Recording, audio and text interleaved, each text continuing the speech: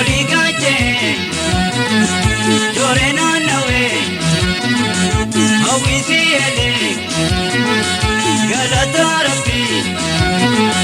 Jorena nawe Awisi ele Galata Rabbi Marinu tole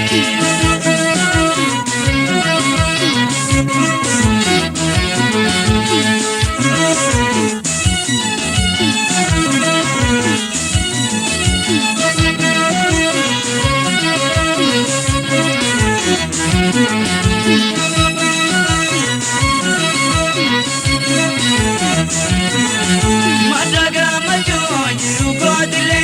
ane nyong kabo wesi male